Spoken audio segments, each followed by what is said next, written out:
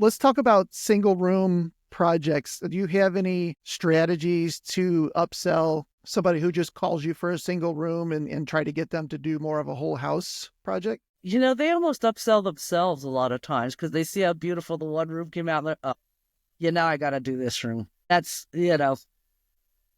they've called me because they've had everything else done, or let's say they bought the home and everything was done except a certain room. But a lot of times they kind of upsell themselves. That's great. And I think that goes back to your process and the onboarding and giving them an experience right off the bat. And then they see how effortless it is for them. They I like really that. like not having to do anything, not having to run around and find fabric, not having to do all those things that some do-it-yourselfers like to do. They find that fun. But these folks like to have the whole thing taken care of. I just want to go to lunch or play golf, or I've got other things going on, that I just don't want to do this. Yeah.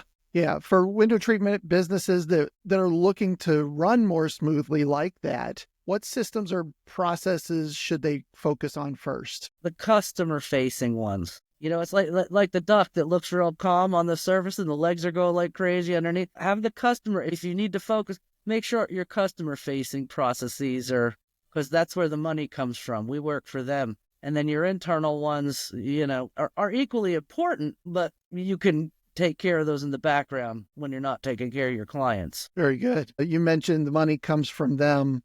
When you're presenting those higher end window treatments, how do you ensure that you still are making a healthy margin off of that? Well, you have to charge what you need to get your gross and your net profit. You need to know what your costs are. And I'll tell you what, just because mine may be lower than, say, someone who has a showroom, that doesn't mean I'm going to charge less. It's a value to the client. It's the end product they're getting. So yeah, I put healthy profit on things.